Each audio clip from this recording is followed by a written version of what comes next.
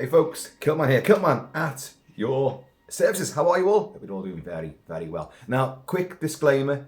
Some of you know that my phone, my vital recording equipment is still being slightly temperamental. So if in the next few minutes you see me suddenly go like that, boing, and touch the screen, I'm not being accusatory. I'm not accusing you of anything at all. You, sir, I've heard what you did last night. None of that. It's just to get the screen back on so I can see. Right, so now you know. It'll happen twice at most.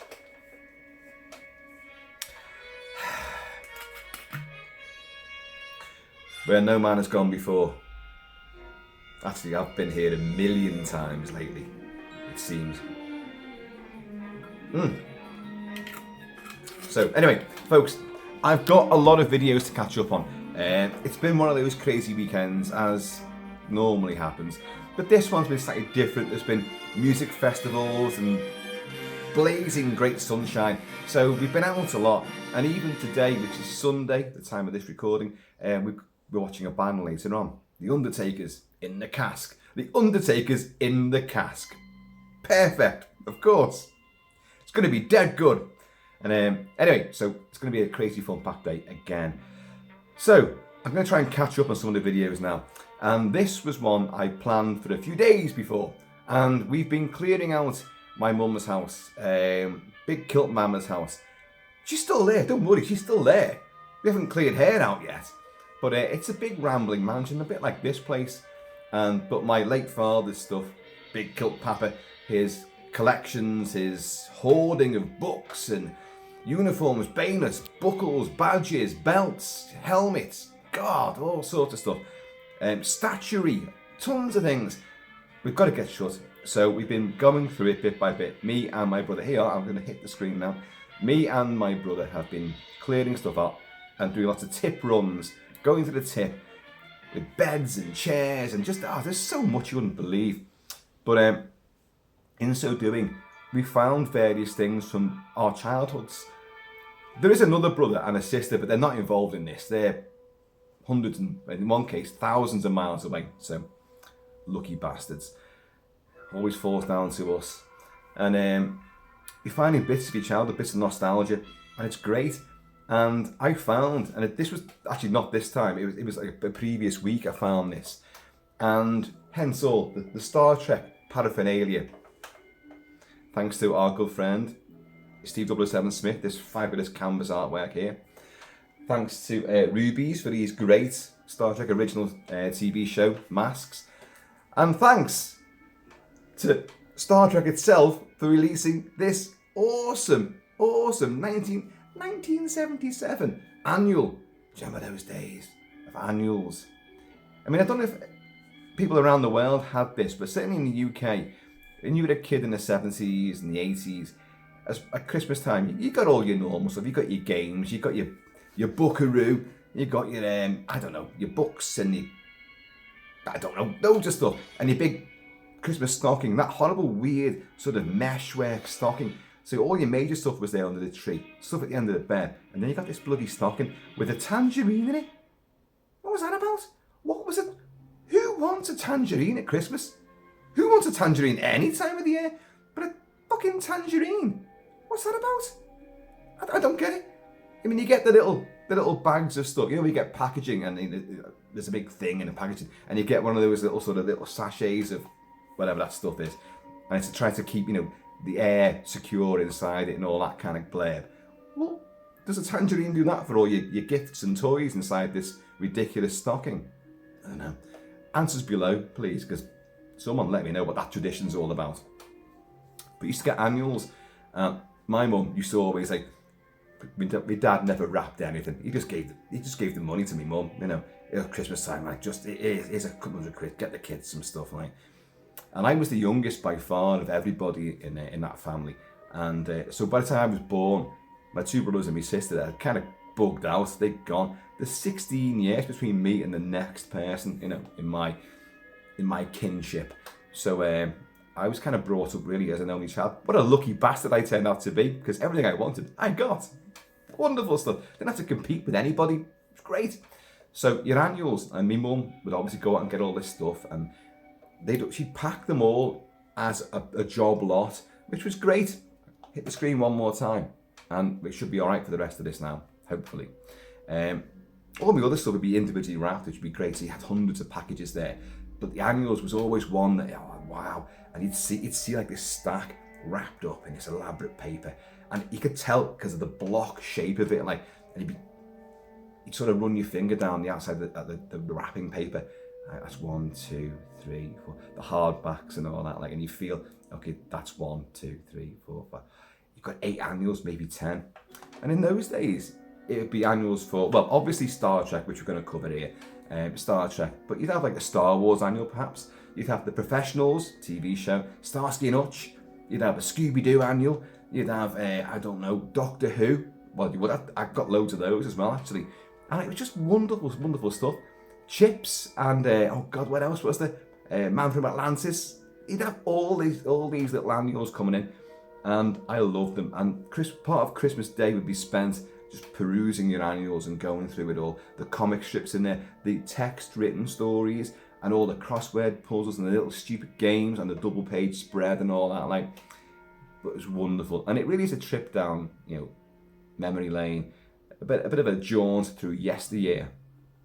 And all our yesterdays, there's a Star Trek sort of reference there.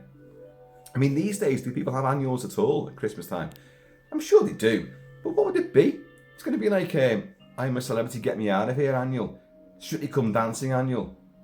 Whose Line Is It Anyway? Oh, that's too old, isn't it? Would I Lie to You? That's the one. Would I Lie to You annual. Love Island annual. Oh my God. Loose Women annual. Because what TV shows are going to inspire annuals now? If there are any, please let me know, because these things are a genuine piece of growing up. And looking back on this, it's brought it all back in like waves of nostalgia. So anyway, let's have a look at this. This came out in 1977, and I did make some notes on this.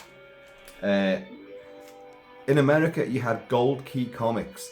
Now these were comic strips, obviously, based on the original Star Trek TV show, with those characters looking the same as they did in the TV show. And that was the spin-off. Now we all know it got cancelled after season 3, and everyone knew, you've got a campaign to get this. The fans got the show going for as long as it did, and then it was going to go into the movies, and the attempts to make movies lasted almost a decade until Star Trek: The Motion Picture in 1979, which I love and adore. But you had Star Trek, the animated show, the animated series, which is fabulous. You're hearing the music from it right now, and I'm going to discuss that in a bit. And clearly, the annuals and the comics are kind of like, they go hand in hand with that, because that TV show, it wasn't for kids. It was put on in a kid's sort of time slot, but the stories were very adult and mature and very sophisticated and exciting. I am going to cover that TV show at some point, because I think it's definitely worth a bit of kilted treatment. But for now, let's just look at this goddamn book, because this sort of filled the gap when the TV show had ended and was on constant syndication and reruns, and they shifted about in time slots around in the UK and probably the US as well. It went from like a Saturday afternoon evening time slot, replacing Doctor Who, and then it moved on to a Sunday, if I remember rightly, and they jiggled about with it, but it's never been out of circulation. And Star Trek, even though the show had finished in 1969? Was it 69? I was born in 1969. I know, to look at you can't believe it. I can hear them laughing behind me, and they look younger than I do, let's be honest. That's because they don't drink whiskey. Which does remind me.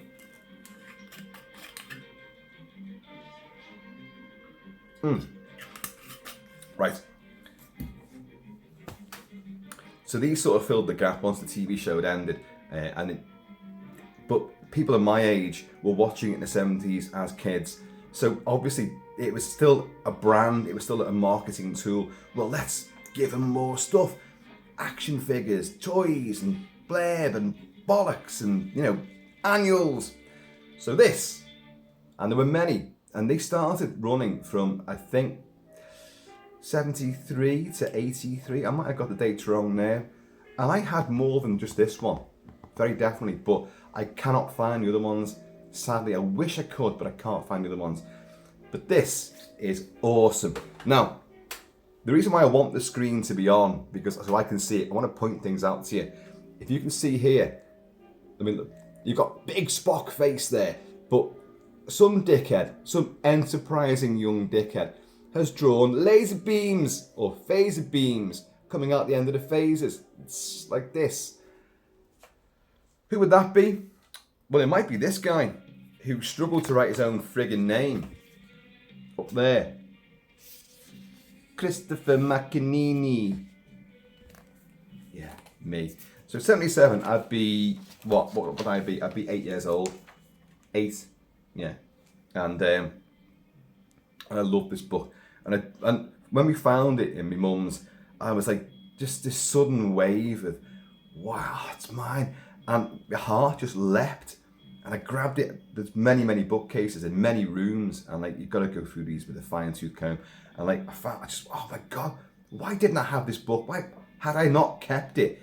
Or in frequent visits there, found it in little recon missions around the original Kilt Mansion, not this one. And like found it and brought it and saved it. But I've got it now. So what I want to show you is like the typical sort of thing. You're going to start off with, you've got 2 comic strips in here, full colour. And they're great. I will come on to these. And then you're going to have things like, what is it now? Star Trek people. So what is this? Can you name these members of the crew of the Enterprise? First suspect. When I'm aboard the Enterprise, responsibility I never shirk. The crew obey my orders well. My name is Captain Jerk. Number 2. I help the captain and his human crew. Though my ears they sometimes mock. Obvious. But emotions are for human folk. I reason my name is... 3. My practice is the Enterprise. The captain and his crew. Usually on every space voyage comes the cry, where are you? McCoy, where are you? I'm a lieutenant on the Enterprise, and I go on space missions too. Dark-haired, I am a woman. My name, Lieutenant Uhuru. That's going to have to be to rhyme with 2. But anyway, space quiz. You get all this sort of stuff to entertain the kids and that, like, all very logical. That's some kind of... Mr. Spock could hardly be accused of being a fanciful person, but in spite of that, he has agreed to devise some puzzles for you. As you might expect, they're all concerned with the logical progression of numbers and letters of the alphabet, and all you have to do is fill in the appropriate ones. Can't be asked. If that's... I don't follow logic at all. So I'm just getting through the comic strip again. Starship riddle me re. My first is in space, but it's not in Spock. My second's in Neutron, but not in Locke. My third is in Scotty, the chief engineer. My fourth is in James, Captain Kirk knows no fear. My fifth's not in Planet, but it's in Afar. My sixth in Pluto, but alas, not in Star. My seventh's in Geiger, that countermeasures radiation. My eighth is in Orbit, watched by every space station. My ninth is in Scientists, but it's also in space. My 10th is in Rendezvous, to which 2 spaceships race. My hold is a spaceship, which is well known to you, manned by Captain James Kirk and his wonderful crew. Well, there's the fucking answer right there. It is actually written down here, you know, upside down, so you've got to turn the book around. But the fucking big answer's right there, you know. But when you're a kid, you love these things.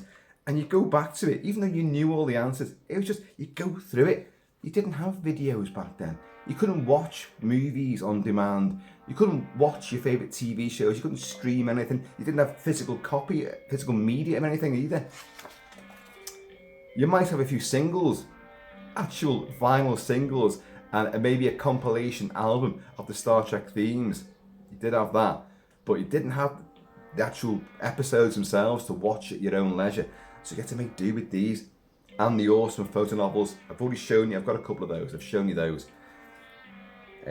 Alright, so you've got also the real stuff about space, constellations and how, you know, what certain things, binary stars, two stars revolving closely around each other, a disk star, a light year. It tells you what these terms mean.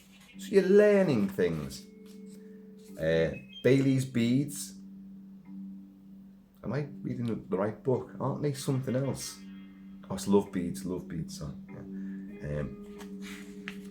A space nightmare. Now, you think that was going to be a story there, but what it is, it's like, what is it now? Hang on. What actually is it? It's just like how people viewed space and, you know, the contraptions and the satellites in space, and when they're up there, like, for the first time in orbit around the Earth, what they actually witness as other space debris going past, and they wake from there, sort of like, you know, I've had a bit of a slumber. There's the Earth down there. I'm cut off. I'm in outer space. I'm like, what's that? Oh, it's just part of our own space capsule.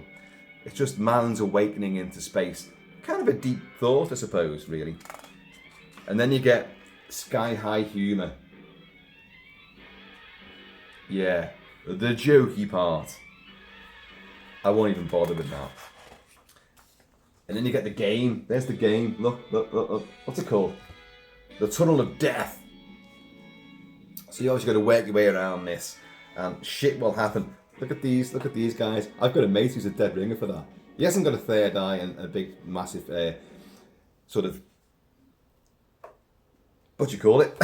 I was going to try and be rude, and I thought better of it. A great big lump on his head, and he hasn't got massive big ears, but that is his face, without a doubt. John, yeah. I can say John because there's a million Johns thinking, does he mean me? Are you talking about me? I might be. But, so yeah, put little counters out and you move around this. You've got to use dice and all that. So the book gives you games and stuff. Facts about stars. Oh, Jesus. You've got more jokes again. Oh, dear Lord. Who was first into space? Who was the first one to fly the English Channel? Who made the first solo flight across the Atlantic? Who was the first man to fly faster than sound? Who was the first man to pilot a spaceship? Who was the first man to walk in space? See, they don't mention walking on the moon. Did they know something that we're always suspecting these days?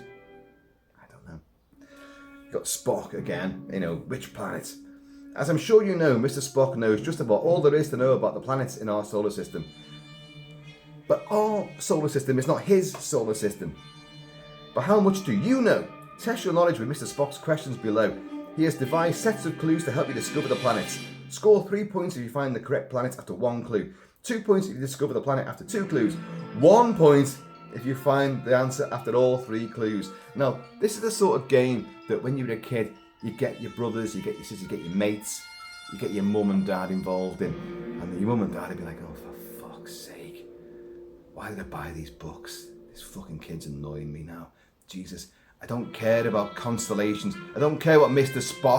Spock's questions for us. Logic be damned. You know, just do your homework. Get out of my face. Because I'm watching Bullseye on TV. That was an annual as well. Bullseye. Anyway, I'm not going to go through the questions so they can't be asked again. McCoy's meteorites. What's this? So you get like, there's all, the facts are all there about meteorites, or what they knew back in 77. I'm sure times have changed. Captain Kirk noticed that Dr. McCoy was spending a lot of time in the library of the Enterprise, and one day he decided to find out what was interesting the Doctor so much. He found bones engrossed in a huge old book. Boarding up on your medical techniques? He asked. No, said McCoy. I came across this fascinating old book the other day. It's all about meteorites. Here, take a look. It's bollocks, isn't it? What's the weather like up there? There's a lot of shit in this book, isn't it? As well as the actual stories. Sulu's W word quiz. I can't be bothered. Calling Captain Kirk. What's this? The Starship Enterprise has received a coded message from the controller of the planet Ven. Normally, Lieutenant Uhura would decode it, but this one is strictly secret for the eyes of Captain James Kirk only. Given the basis of the code, can you work out the message? So you've got like the code key there, the way the colours and the shapes are in certain boxes and quadrants, and you're going to work out this.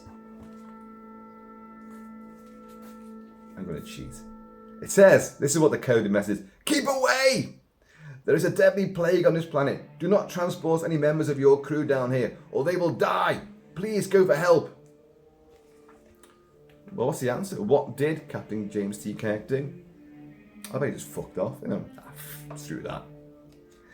So then you get the second story here. Again, we're going to come on to these because they're great. And they're always in two parts. So you get like the story, and it ends on a bit of a cliffhanger.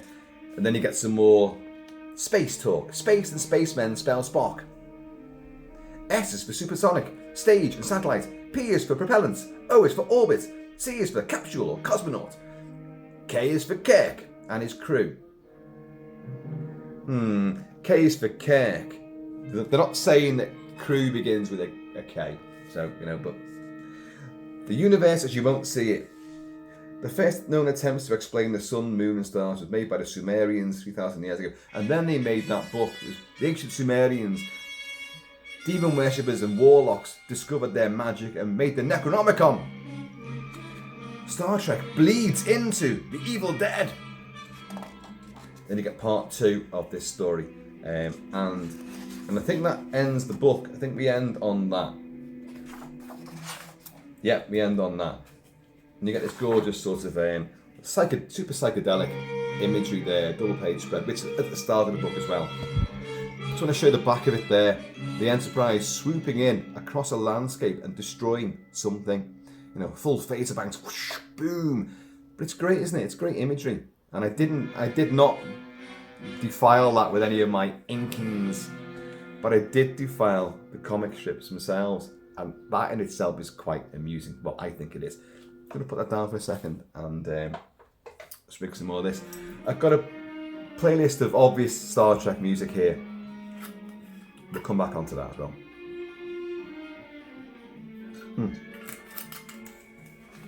Now, there's 2 comic strips in here. We have, and I wrote this down, I'll show you the pictures. We have Scepter of the Sun, which is written by Len Wein, and the artistry is by Alberto Giolitti, and it came from 1971, so it's from one of these gold key comics that America had. I don't think in the UK we got the comics. We may have got, they may have been sent over here in certain comic book shops, but they weren't printed over here. They're an American comic strip, but they were reprinted in these annuals. And the second story is The Psycho Crystals from 1975, written by Arnold Drake, and the artist was again Alberto Giolitti. And they're great, and they are sophisticated. And like the Star Trek, the animated series, they could do things the actual TV show could not do. They could not stretch these effects. They couldn't do the sort of things. They couldn't be as imaginative as they wanted to be. As great as the TV show is, and I'm a huge, huge lover of the TV show. So let's have a little look at the first of these. Star Trek Part 1, Scepter of the Sun. And great big stone giants there are advancing on our sort of transported down to this planet, team. And what I love about this particular annual is that Scotty plays a huge part in both stories. He's really, really in there. Look, they're through space. I don't know if you can see this, but a friggin' genie in space catches them. And they're stuck in space. They have to transport down to this planet where they meet the evil Chang. And Chang, if you look at him, he basically is Ming the Merciless. He's got the Fu Manchu going on. He's got the whole thing there. He's got his sort of Arabian guards around him. Right. Welcome, Captain.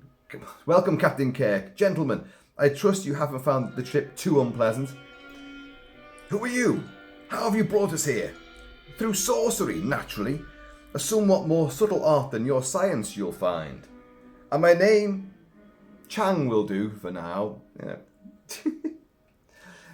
And we got Scott. Now Scotty's in 2 stories here. In this one, he's got like sort of blonde hair.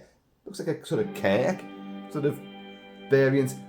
I didn't care. Your name's Chang. Or my great aunt Tilly. I'm gonna. And he gets frozen in time. He's like, becomes a statue. What I love about this and both comic strips is that they really give Scotty. They try to do Scotty's Scottish accent. James Doohan, by the way, was born in Vancouver. He's Canadian. But he was a master of voices and accents. And his Scottish accent, I know I'm the Kilt-Man, I know the whole Scottish heritage, you all know it too. And I get stopped all the time. People go like, they want to hear me speak. People who don't know me, that is. And I just speak with my normal sort of Scouse accent. And they're like, because I'm not born in Scotland, I'm born and bred in Merseyside. So, I didn't have the Scottish accent. And as you can clearly tell, and they're really disappointed. Although some Americans, no offense to some of the Yanks out there, they just go, they've said many times,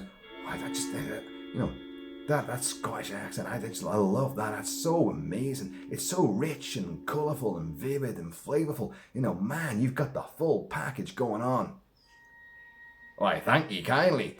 But no, I do not. And but they just assume, because you've got, in England, Britain, you've got so many colloquial accents. If you've got an accent, they will assume that's what. If you could say I'm from Wales, and you might have a completely Irish accent, but they're going, oh, that's the best Welsh I've ever heard. They just leap on it straight away. Anyway, but come on to the accent again. But basically, what's happening?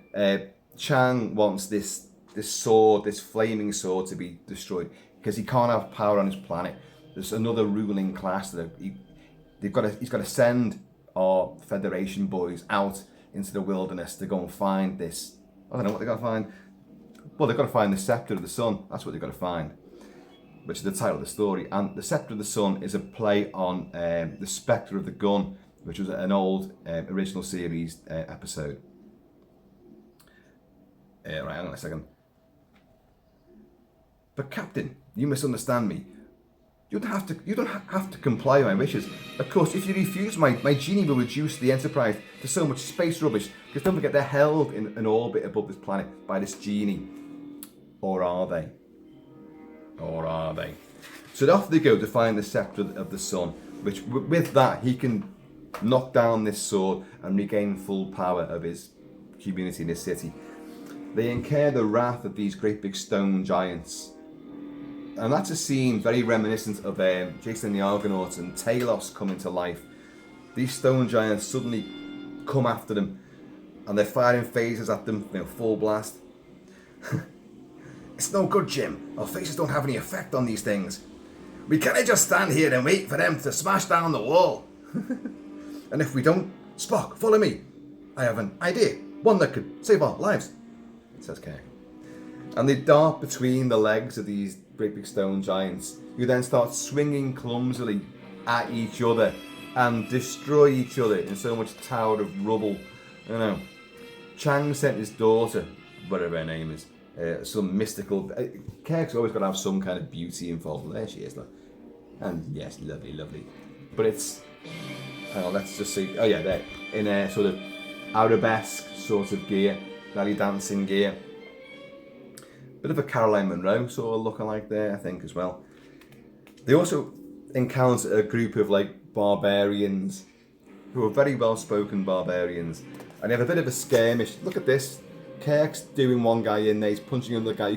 You can't even see that guy, but he's got him by the throat, And a great big skirmish ensues, and they get overpowered. But this guy's called, hang on a minute. They make peace. My apologies for the violence, Captain, but we had no time for formalities, says this barbarian. He looks just like some kind of prehistoric sort of Viking warrior, Sumerian. I am called Brand. My people and I have need of your help. Everyone needs their help, don't they? And Bones just says, well, you sure have a strange way of showing it. I can't do DeForest Kelly's voice because he always sounds like he's chewing a few pebbles, doesn't he? Come on, Jim. There's a little bit of a growl. It's kind of a throat, not even throaty. It's the back of the mouth itself, not the throat. It's like he's got some pebbles just gliding about underneath, underneath his tongue, but touching the back molars. Jim,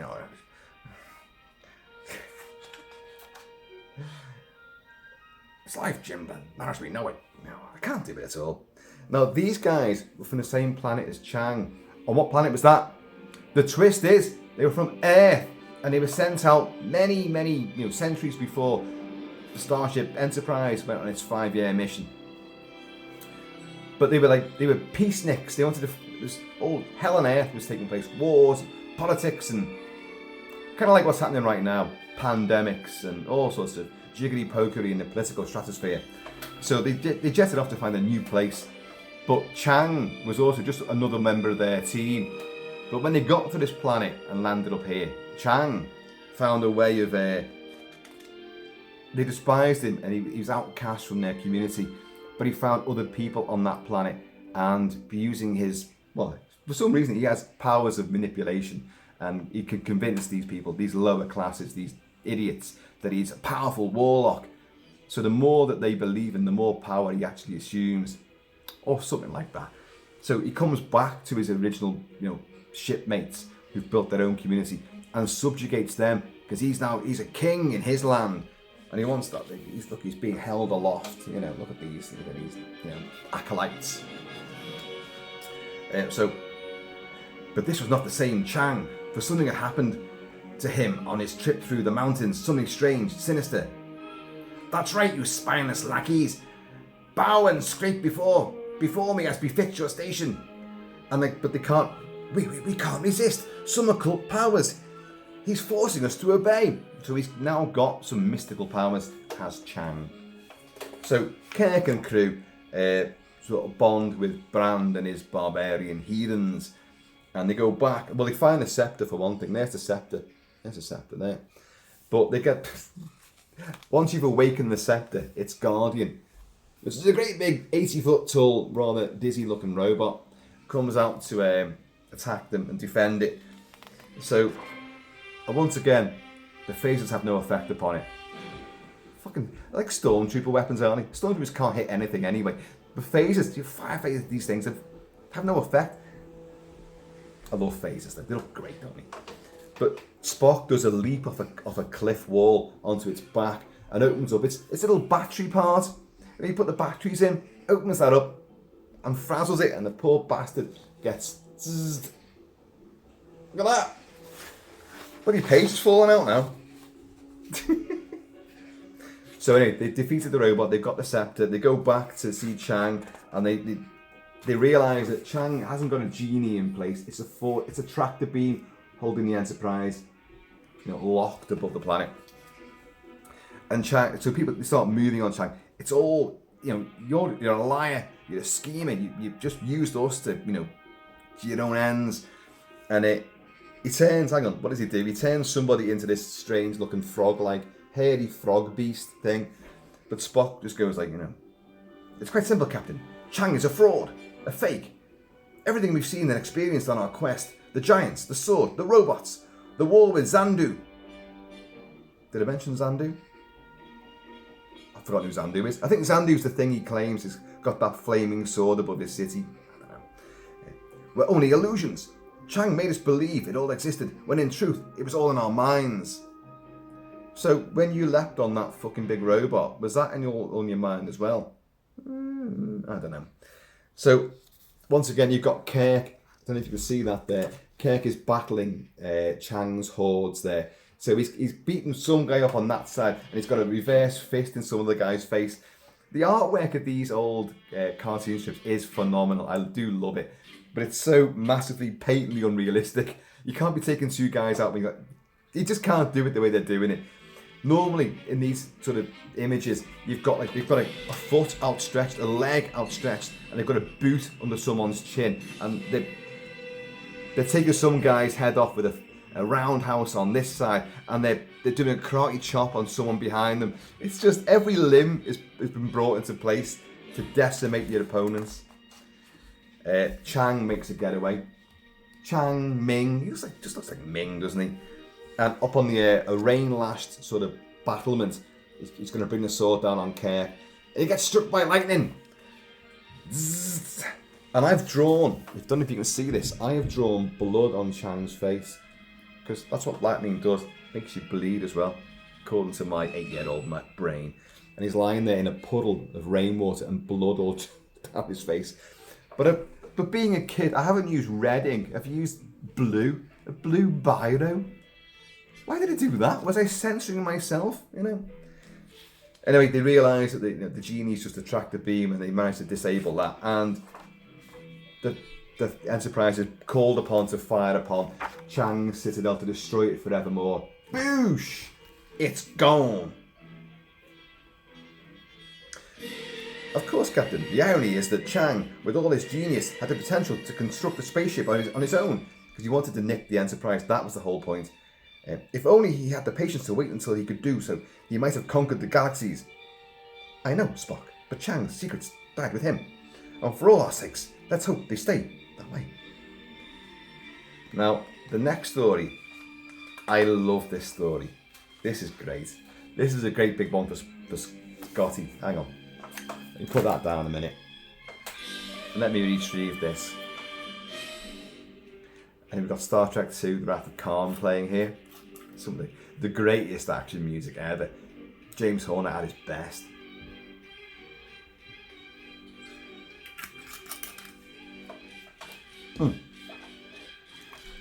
So, here we go. Now,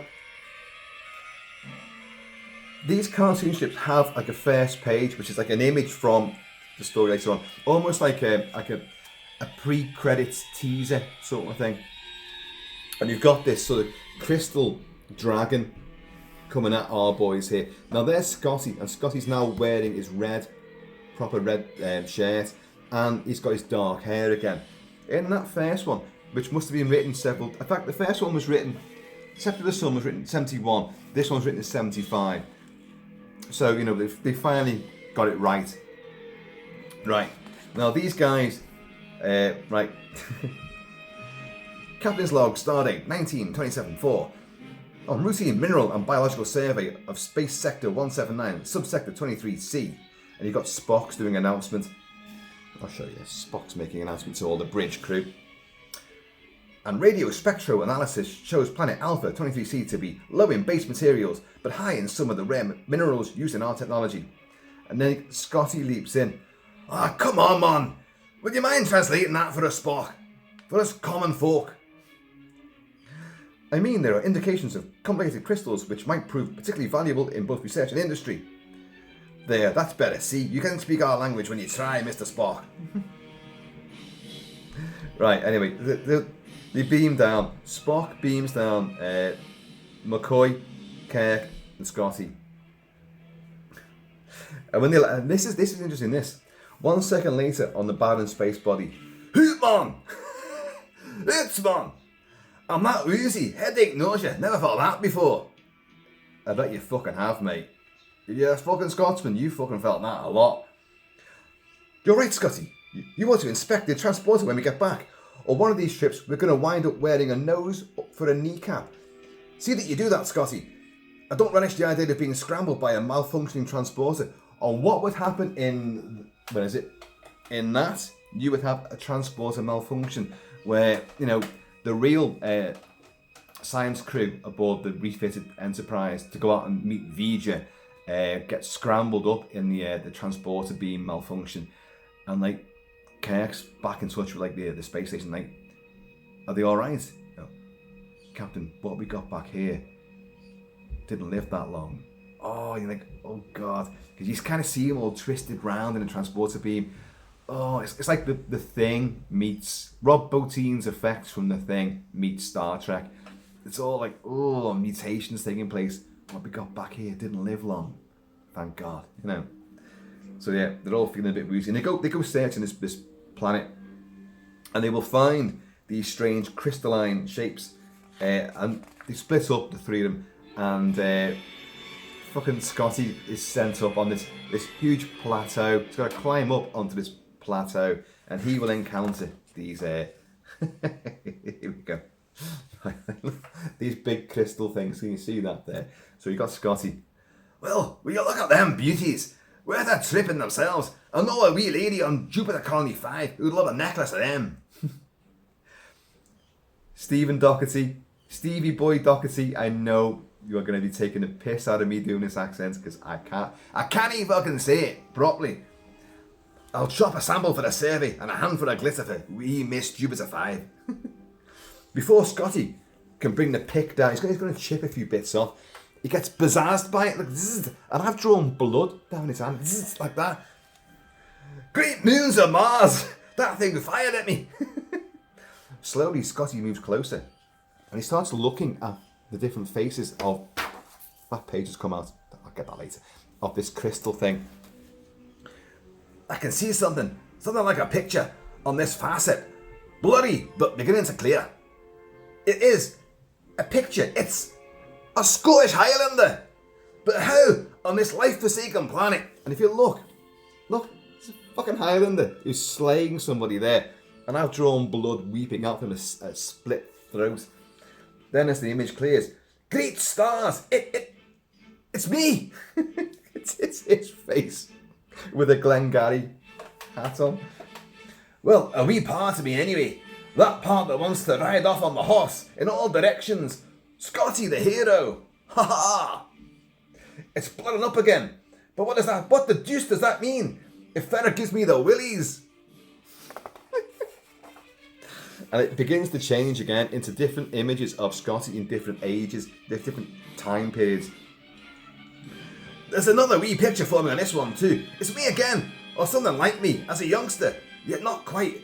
I'm sure deathly scared of something. It's kind of like some giant bird, like a great eagle or a condor. And it's not a bird, it's a witch, a real child on fear. And there's a fucking witch going after him like... It's not me as a kid I'm seeing. It's that part of me that never grew up. That bit that still twitches at things that go bump in the knee. I fucking love this. Astounded, even a bit frightened, Scotty moves almost hypnotically on. And that's the dark side of us all. The part of me I don't even trust myself. Like one of those 20th century secret ancient fellows. Fuck. The magnet of self-revelation draws him on from facet to facet. And you see, like, there's different images of him in different facets. There's me as a carefree chump, as a devil, as a fool. And then he gets bizzazzed again, and I've drawn blood seeping down his face. Look at this. Meanwhile, Kirk is finding other bits of these sort of crystalline lumps, and he hears Scotty scream, "Scotty, in trouble!" So he legs it up there, and he finds Scotty. Fucking, I've just drawn blood all down his face. He's dripping. He's a gory mess, but with blue biro. Well, that's space. Blood's different in space.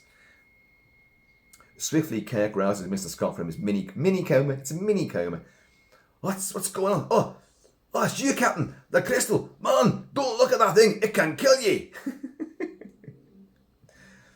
And they reveal different aspects of your personality. They probe your mind. Kirk says, "Right, I've been psychoanalyzed by a rock. I was lucky to pass out. I tell you, if I hadn't, that thing would have killed me or driven me insane. And those things are scattered all over this planet. Come on, we've got to find Bones before he stumbles onto one of these things." And they find McCoy, and McCoy's gone mad. He's like, "Ha ha ha ha ha ha! Look at him, Captain. He's completely bonkers." Fucking, it's mad, isn't it? It's mad. And what does Kirk do? Just snap him out of it. He fucking smacks him right in the mush. Boosh.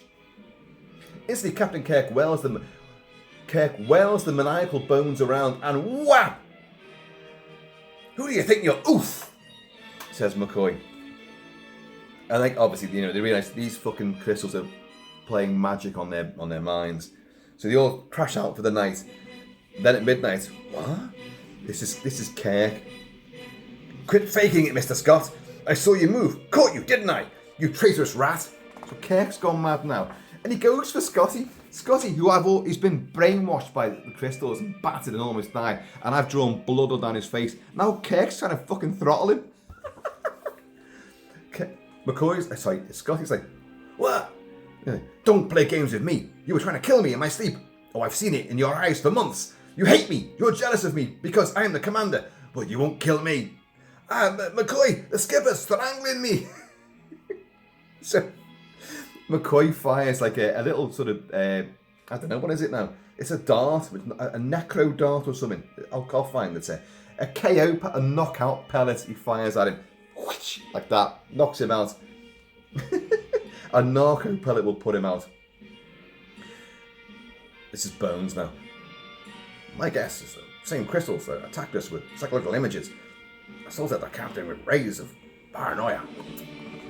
Made him believe that you were trying to kill him. I awoke convinced I'd seen you standing over me with a weapon. The suspicion, the hatred, I could have killed you easily.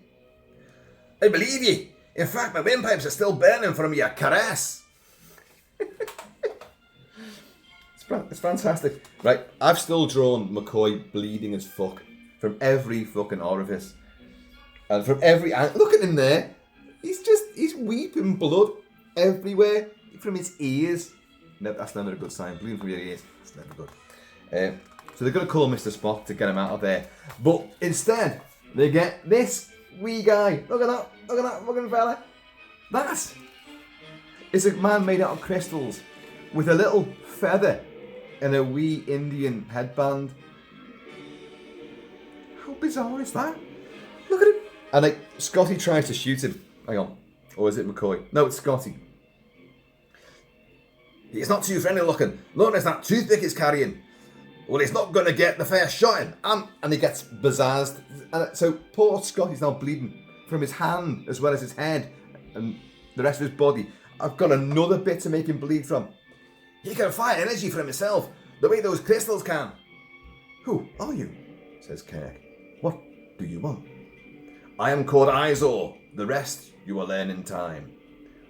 You treat us like prisoners. Why? We come in peace. I know why you came and what you are. You are like the others who came. You are kidnappers. Scotty kidnappers is it? Your crystals must be crackled. We've come to... Can't do it. Kidnappers is it? Your crystals must be cracked. We've come to harm no one. You say this when you yourself try to kill a young one with your pick.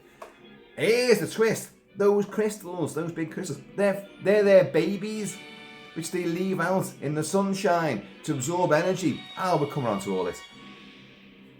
The three space explorers stand riveted in shock and Kirk's whispered voice is the first to break the silence. Those things are your unborn form of Izor's people. The crystals are your babies.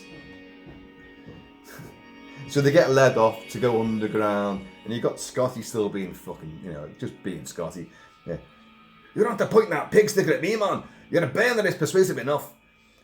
By the by, how do you know that pronounce that? How do you produce that, eh? By concentrating light very finely. Aye, a living laser. Kirk drops his communicator, so Spock, they can't get through to the Enterprise, they're being blocked. But Spock can then, when they go underground, can beam down to their coordinates where they were, and he'll find the communicator. They wouldn't have left this. Logically, that's a sign. It's a breadcrumb for me to follow. I don't know why I gave Spock Kirk's voice, but I did. So they go underground to this. You've seen this. It's a wee sort of palatial sort of place down there with all crystal people listening to poetry and doing paintings and just music and harmony. It's paradise. Great sunspot. It's like somebody's idea of paradise. Then why do you walk around with that weapon, Izor? What do you protect yourselves against in paradise? Well spoken. We have achieved a level of perfection here. We are without want, without fear. Would you look at that? He's handing her a ball of fire, and she likes it. He told us they fed on light. Her boyfriend's brought her a 7-layer cake. This is some crystal bloke giving this big, huge bowl of fire to this crystal bitch. And then, it's not for her, it's for her wee crystal doggy. Wrong! It was some dog food he brought home. Sorry if I spoils the romantic notion, Doctor. Oh my God, am I having some kind of fit? My voice is going all over the place. It's going everywhere except Scotland. Where are you taking us? To see the president. Only he can deal death penalty crimes. Only he can deal with death penalty crimes. So you've got the president sitting there, and you've got Scotty. He's bleeding all over the show. I've got blood dripping on this sort of table here. Poor bastard. So these are the kidnappers. Finally, we've caught those who prey on defenseless young. Defenseless? One of them gave me a headache like nothing but a pile driver could. or an entire weekend drinking whiskey. We are innocent, Mr. President. Please, let me explain. So Kirk explains all this. You've got Scotty pissing blood all over the table. What the hell have I done this for? Maybe I did it in blue ink so it didn't clash with the red jersey he's wearing. Maybe, in my little 8-year-old brain. A most interesting explanation, Captain. But it is still a lie. A lie, is it? I don't care if you are the President. If you're a fool if you cannot see me telling the truth. He's got such a big role in this, Scotty. It's brilliant, isn't it? If you were one of my own people, I could read your mind. You come from a complicated and crafty culture. We don't understand half of your thoughts with all their technical references. But I am satisfied of your guilt, and for it you must die. God, imprison them. It's not a good day out. When will these people learn don't beam down to alien planets? It's just not worth it. They won't believe a word you say, and they're going to imprison you and try to kill you. So just don't do it. Keep gliding through the gorgeousness of space, and if you find a planet which you think is going to be okay, and there's some sexy babes there, let Kirk do all the talking. Right, they find a library. So McCoy, what kind of books are these? And this is the crystal guy saying, poetry, romances, books of travel. We have no scientific text here. Our world does well without science and its so-called progress. There's lofty ideas, albeit dumbed down for kids to understand. Why do you feel that way about science, Izor? What need have we of it? The purpose of science is to make beings better understand one another. My people are born with such understanding because they can read each other's minds, they've got telepathy and all that. I go now, but the building is well guarded. Do not hurry your moment of death by trying to escape. So that they're pacing round, and Scotty's still spewing blood all over the place. He's dripping with gore. Why did they do it to him? Imagine being locked and condemned on a planet of crazy poets and harp players. Take it easy, Scotty. You see, I took one slight precaution. So now Spock's beamed down. Booth, he's found the communicator, and but they're watching him from underneath. They've no science. They've got periscopes and stuff. Look, the President and Izor have bloody periscopes to look topside. They're checking on their babies because the babies are up there to absorb all the heat before too much. I should say they live underground because the heat the light gets too much for them. So they absorb as enough as they need to live as these crystal people, and then they get brought back down below, and they live down there, and then they go up sporadically. But anyway, so there's Mr. Spock has found this, and he's coming to their assistance. He's going near to one of the crystal babies, and they're going, but the crystal is not probing his emotional weaknesses. All I see are strange patterns. And Kirk's going, of course, geometric patterns. That's all the crystal probe can find in Mr. Spock's head. Ha ha! Sure, Vulcans have no emotions. This is Bones. Ha ha ha! I told you, that Spock is practically a crystal himself. That is of no consequence. Guards have been dispatched to bring him to me. He will share your fate this day. So, there you go. Well, nice rescue, Spock. He's been incarcerated with him. You're going to die in a few minutes. But they work out that if the crystals can't, and these crystal people can't read Spock's mind, because his mind is all mathematical equations and logical and problem solving. They can't work him out at all. But they're about to be executed, and next thing you know, would you believe it? And I've still got Scott standing there with blood pouring down his shoulder. What the hell was I thinking? And then you get that the big sort of pre-tease sort of comic page before the story began. This big green crystal dragon who's scattering all the crystal people. But before the armed citizenry can be fully alerted, Eeyak! Eeyak! This beast shrieks. Scotty again. Flaming leaks of Orion. It's a dragon. Almost only St. George himself never saw the legs of a dragon like that.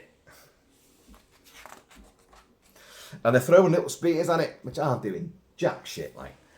Finally, as the shattered defence forces regroup, together now, let them fly when I say, and they're throwing these spears. And this thing's going, Eeyak! Eeyak! More annoyed than wounded, the crystal dragon turns and lumbers back to its dark regions.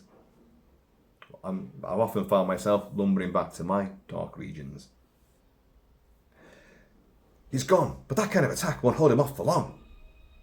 I don't understand why they didn't fire their natural laser beams at it. And Izor says, because such energy beams have not affected the slaughter. It's called slaughter, this dragon. For centuries, our crystals compress the light energy, but the focusing of each bolt is done by thought. And with time, the slaughter learned to resist every thought. Motioning Kirk to one side, Mr. Spock unfolds a plan. He unfolds a plan. The slaughter has a built-in kind of natural immunity to the thought bolts of the crystal people, as we tend to do to bacteria. We have other worlds. We've got a billion thoughts. Slaughter never encountered. Foreign germs. That's it, says Kirk. So they're going to use Spock's thoughts as a weapon, as bacteria against this beast. We can prove our true intentions now, Mr. President, if we teach you how to kill the slaughter. If you could give us such a weapon, we would free you. But it is the slaughter who will do the killing, I fear. Right, so anyway, off they go to try and work something out. Suddenly, without warning, so speak of the Slytherin devil. It's come up behind him like, yuck! I hope you guys are following this story, because I'm enjoying it quite a lot. Yuck! That was a close one. Get going, Spock. Start throwing some of that egghead thinking at the beast. I've cast a thought into they've got one of the babies. That's it. Sorry, I should have said they've gone up top to get one of the crystal babies, these crystal things, because the crystal will not fight into Spock's mind. It can't read his mind, but he can project thoughts onto the crystal and then use that as a laser those thoughts into the brain of the slaughter dragon. So Spock's got one of the crystals. What are you doing, Spock? Keep your distance, man. That would be useless. The crystal won't fire until it feels fully endangered. I must move it into danger. So he gets close to the slaughter, and he's firing every few seconds until he's firing thoughts off like the simplest of chemical formulas. That for sulfuric acid, H2SO4. The theory behind rocket propulsion. For every action, there is an equal but opposite reaction, and he's zapping the dragon with powerful thoughts of real hard science. And the slaughter can't take it. Can I take much more of this, Captain? And shortly, you have done well, because they've destroyed the dragon. But you said you would show us how to destroy the slaughter ourselves. How can we, unless you leave your mind with us? Not his mind, but they give them science textbooks. They beam down science books to fill that library of poetry and music and all that pathetic, romantic blurb with hard facts and cold science. And with that, they can keep the race of the slaughter dragons at bay. These science books and papers, enough to teach you the basic principles that will set you free forever. Thank you, friends. Perhaps we have lived too long in our simple paradise. Good luck. And you got the little sort of, the moral at the end of it, like each episode had. But didn't you feel a little pang about ending that innocent paradise of theirs? This is Kirk talking to Spock. Not at all. Not at all, says Spock. I see no charm in a world that tries to destroy killer dragons with bolts of poetry and music, Captain. The end. That's Star Trek Annual 1977. Two great little stories there, and a load of fucking page-filling waffle. Although we've lost one of that because one of the pages fell out before, did it not? But I'll put that back in. That is nostalgia par excellence. I had a great time with that, and a really great time absolutely mangling Scotty's accent. Now, I said I was going to talk about the animated show. Now, so we're going to go on to I've got the soundtrack to it now. Now, I have forgotten the names of the two guys. There's a producer and a composer for this. This TV show, Gene Roddenberry got involved in this. But they brought in real proper big time sci-fi writers, DC Fontana and other people. And even though these were meant to be half-hour shows, but without, they were about 22 minutes long, and they had most of the original cast came back to voice them. 22-minute episodes with hard, mature stories. Some which harken back to some of the fabulous shows on the original TV series, the live-action one. But again, with animation, they could go to worlds and have vistas and effects and monsters and stuff which the TV show could never ever hope to do. Now, The guy that composed the music, whose name I've forgotten, he put it under his wife's name for royalties and to get the proper pay. And the producer also of the soundtrack also did the same, but he used his two sons' names. I should have written them down. But the music is phenomenal. Now, I'm bringing this in because the annuals and the comic strips, the Gold Key comics, because of the format and the medium, and it can show so much more than the actual live action TV show could ever do, they're linked. Now, you had most of the voice cast came back. Only Chekhov didn't come back, but Walter Koenig was allowed to submit a story for one of the episodes. So he did get in there somehow. But it was Leonard Nimoy that argued they didn't want Nichelle Nichols as Uhura coming back.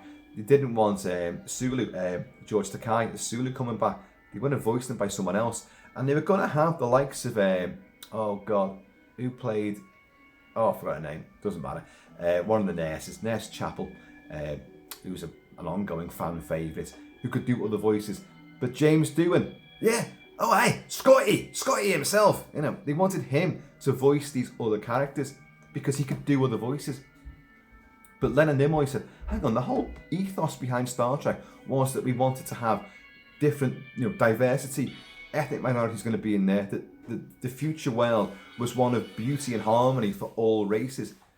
And that was the point of going out into space as well, to encounter new races, new creeds, all that stuff. So we said, aren't we going against it if we don't have this? That would be seen as being a racist move on your part. So they brought in Nichelle Nichols and George Takei. But, what's her name? Is it Barrett? Mika Barrett? Oh, who played Nurse Chapel. She could do other voices, and James Doohan could do other voices. So they played some other characters who were on board the Enterprise, alien characters, and they would do some of the aliens and other characters that they meet on other planets. But so it worked great, and it's a fantastic TV show. If you've never watched it, it was part of the Filmation group, which did a lot of children's TV. But the point that this TV show, this animated version, made continually was that it wasn't for kids. It was a hard mature. It wasn't that kind of show. But the ideas and the stories were intellectual and more sophisticated. Just because it was a TV cartoon on a normal sort of kids TV slot, it wasn't for kids. It was for the more mature thinking crowd. And it's wonderful stuff. But the music is incredible. I love this. This is a huge suite. It's about a 15-minute suite I've got going here. They didn't have access to the original Alexander Courage sort of theme tune, but they did their own theme tune. But the music within each episode was phenomenal. They had several, you could always say like James Horner, who did Star Trek 2 and 3. And James Horner had his famed danger motif. Well, they had a danger motif, perhaps several in each episode. And as a kid, it was galvanizing. And you're going to hear it. It's going to be coming up. It's wonderful stuff. Very exciting. Very full of dread and foreboding, and then full of urgency. Because in every single damn episode, they'd be, some of the crew would be captured, and there'd be a time limit before something's going to explode. And they'd have to run down the decks of the Enterprise. And the animation was very simple and yet very colourful as well. Although I think the guy who directed it, the guy who did most of the episodes, was actually colourblind. So a lot of episodes that he oversaw have got a predominance of pink or purple in there. So a lot of people wearing pink or purple, and the faces are always pink and purple and all that. So that does bleed in, but it does help to create a fantastical sort of vista in each episode. But I'm waiting to get to this exciting music, which I've just been touting, and you watch, it'll take another 10 minutes before it comes on. It won't. It'll be here. It'll be here. Swiftly. But the suspense is building. Wow. Very 70s, warbly stuff. Old electronica.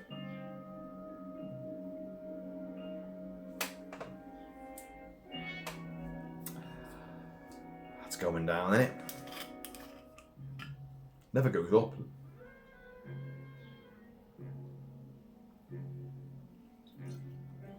There was no sex in these cartoon episodes, but you would meet exotic women, but Kirk wouldn't bed them.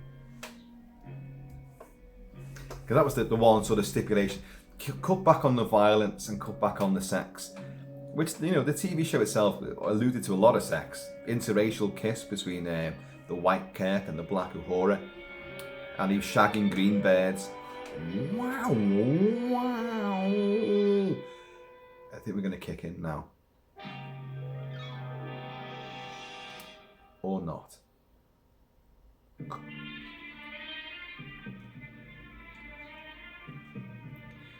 If you listen to this music now, this becomes, for a kid's cartoon show, or a cartoon show in a kid's slot, this took on a very, very distressingly serious tone.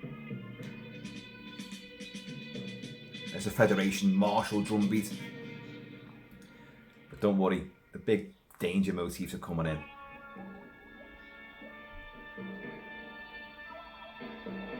So you've got wah wah wah, and you've got big bass drums. Ba ba.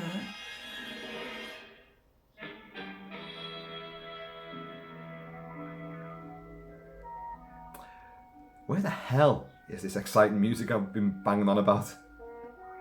It's coming, folks, it's coming. In the meantime, Star Trek Annual 1977. Come on, a lot of you are now going, oh, I remember this now. Yeah. And you can stream this animated show now. You can get it on Blu-ray. I recommend it.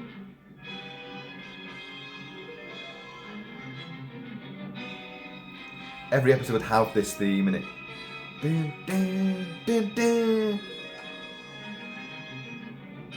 This is like sort of realization that, you know, shit's gonna hit the fan. We've got to save Spock. We've got to save someone too. But Captain, we haven't got much time. I know, but Scotty, just keep those dilithium crystals burning. Stop grilling your haggis over the top of it. Hootsman, Captain, you know, I can't work on an empty stomach. There's another danger theme which will come in.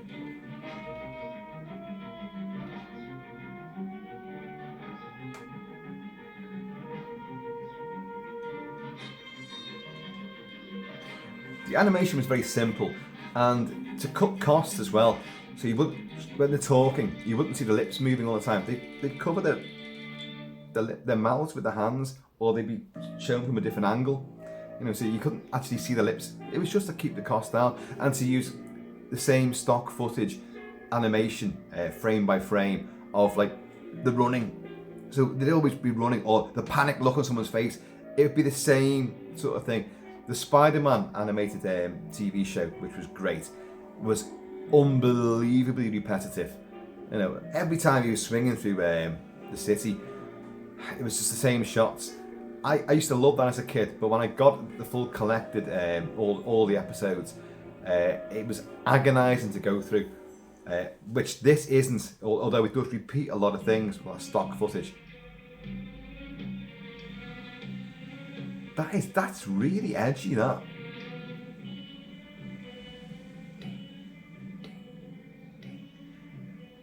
That sort of seesawing of the strings and the gathering intensity. That's genuinely, you know, good stuff.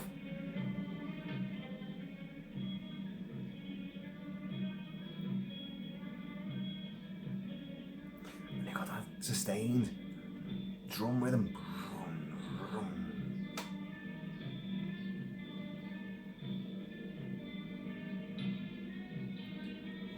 I love this stuff. I'll watch the episodes and I'll probably give like an overview of it in another video. Because they are that good.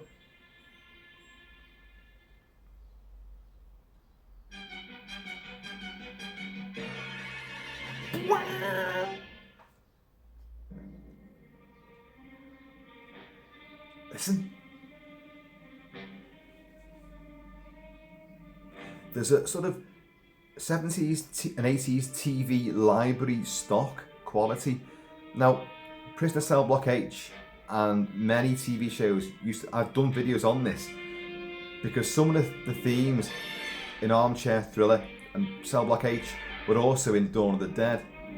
And they're great, really high tension, exciting bits of music which artists contributed for certain shows and then got licensed out to become library tracks for TV studios to use in other shows.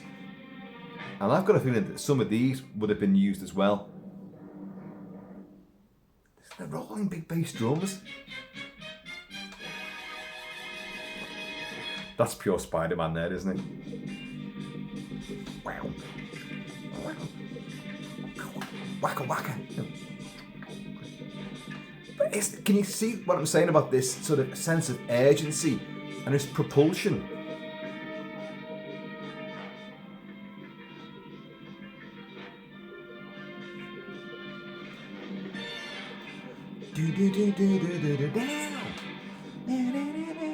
Wow!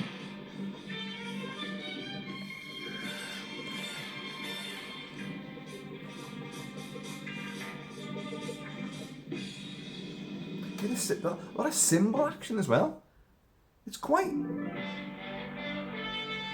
sort of unorthodox and quite experimental the way that they've done this. They combine these little tiny cues into these tracks in this suite here, but every episode would have all of these elements. All of these bits would be in there at some point. There was 22 episodes. I think it was 16 episodes in season 1, and then what would take you to 22? Another 6 episodes. Jesus. See, I could not battle that scorer demon because I don't have a logical brain. I would not be able to compute and project thoughts of simple, hard maths and scientific facts. Couldn't do it. I'd just be going like, I want some more whiskey, please. Big crystal dragon. Ah! But I do still want some more whiskey.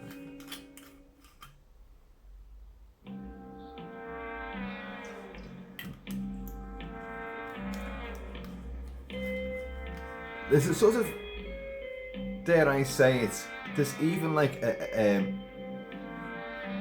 Bondian angle to this, an early vintage John Barry sort of style to it, because you've got a jazzy sort of suspenseful and swagger to it. See what I mean? There's something there as well. And that would be the era, you know, because obviously this was done in 1973. Was this show done? Oh look, did I write notes? No, I didn't write notes on this at all. 1973, I've got in my mind that this show came out.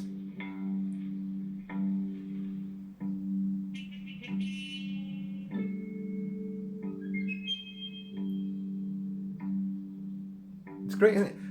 This suite combines, this has got all the cues that would be in an episode. This is all the music really to Star Trek the Animated Series. And it's wonderful. That's almost Ennio Morricone, using that kind of weird percussion. There's so many elements that have gone into this for what is a little tiny 22-minute episode. It's genius.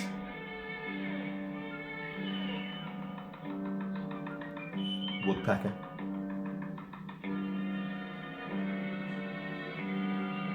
A Klingon woodpecker.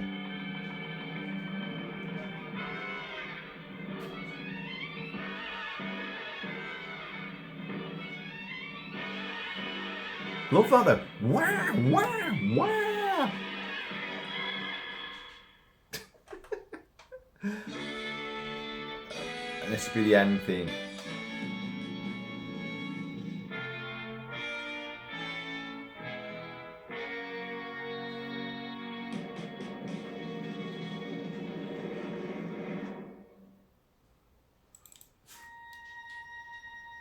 But anyway, so folks, I don't know what you're going to make of this video. It's because I've been delayed and sidetracked with, yes, you guessed it, stuff. And I thought, I've got to catch up on these things. And whether you guys have or haven't, I've had a whale of a time doing this. I've loved going through this book. If you guys have got old annuals or anything Star Trek, like any old nostalgic memorabilia, let me know. Just tell us. I would love the other annuals in this set. You can get them. These are not expensive to find now. I did a little search, and like Amazon have them, and it's only a few quid to buy each one of these. Now, I swear blind I had other ones, but I do not know where they are. I just do not know. And I'd love to have the other ones in this set. I'd love to have all the old comic books as well. But isn't it wonderful? This is James Horner's Klingon theme from Star Trek 3 Search for Spock, which is a lovely piece of music as well when it kicks in.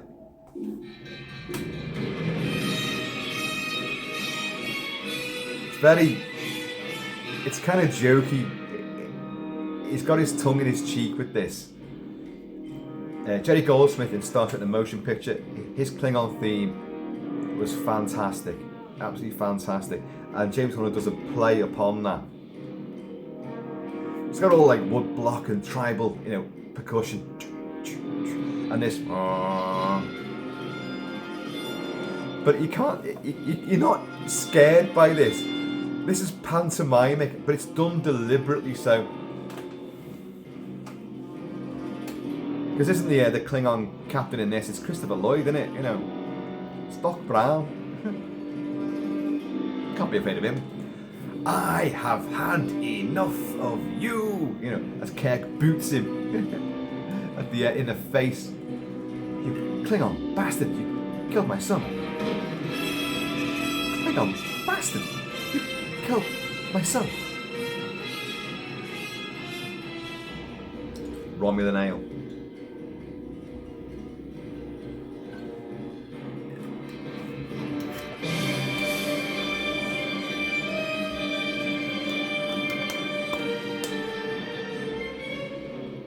Let's just see while we're here, because that's great.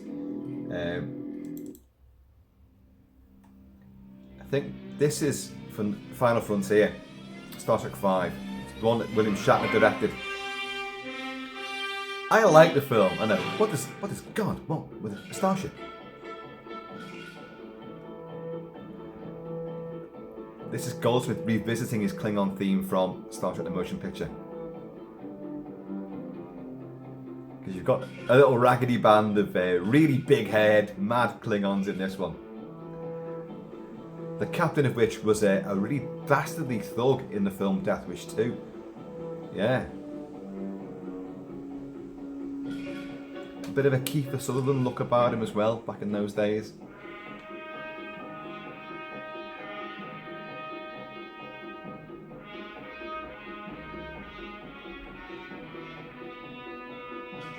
Don't worry, I'm going to end this very soon. I just love this music.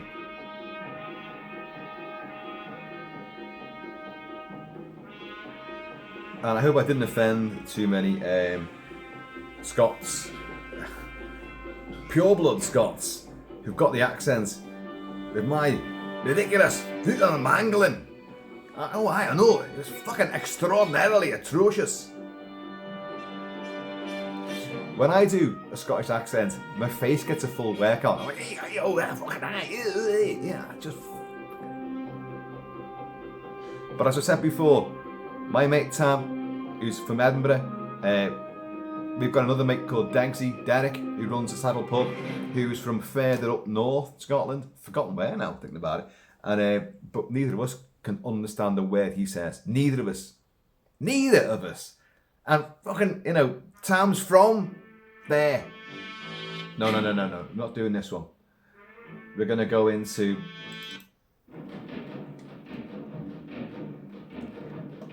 This is Kirk having a fight with an alien in the arena on Rora Penthe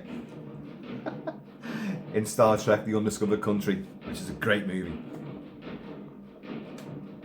This is from Cliff Idleman, composer. I love tribal stuff. I do play it a lot on the channel. I love the way this stops, backtracks, and then begins again.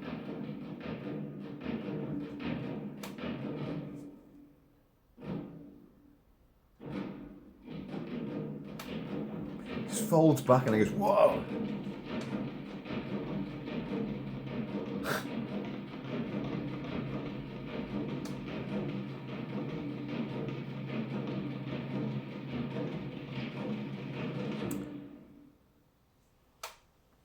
And that's the one where they've got the prison guards have got big German Shepherd dogs with like spooky, weird alien ears on them. To make them look like more like, fucking, what the hell is that? Some kind of prehistoric alien wolf-like thing. The German Shepherds. We'll end on this. Why the hell not? Folks, I have been and always shall be Kilt-Man. I'll try to get back on track with some of the videos. Yes, uncommon valor. I know. I've got some other bits and bobs to show you which have been sent to me, which are wonderful, and the stories behind all of that stuff as well. But until that point, our ongoing mission is to explore new movies, new masks, new videos, new soundtracks, and just have fun, y'all.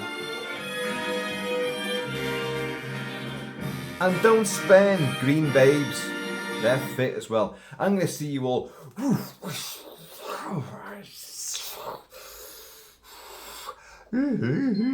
ladies, because my liver is composed of dilithium crystals. So no matter how much whiskey I drink, I will survive. Laters!